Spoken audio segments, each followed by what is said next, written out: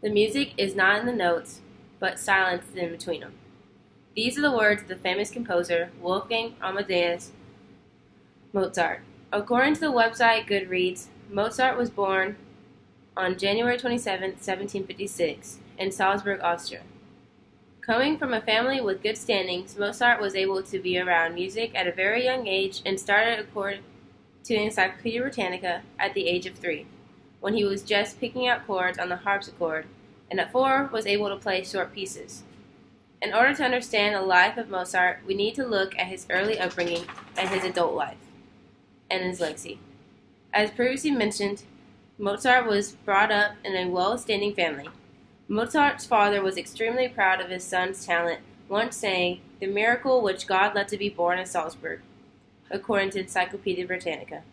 At only the age of 7, Mozart and his family set out on a tour going to places such as Munich, Brussels, and Paris. Mozart's sister would also play on the way at courts and churches. Only 5 years after his first tour, at the age of 13, Mozart was able to fluently copy music of all types, going from Paris sonnets to more local dialects, performing beautiful style at his first Italian opera.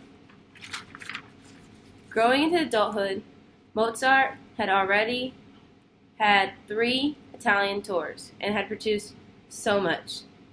Now, at the age of 17, he started making music for a more intellectual standpoint. With that approach, he created a group of symphonies, including the A major. For years, Mozart went from place to place, writing concertos and changing styles of music. In Mozart's final years, he supplied dancing music for court balls. Although this was a reasonable way of retirement, it slowly allowed Mozart to fall into depression. Mozart, at only the age of 35, died on December 5, 1791. According to UB Music and Medicine, to this day, scientists have no idea how this genius musician died. With Mozart's death, his music lived on.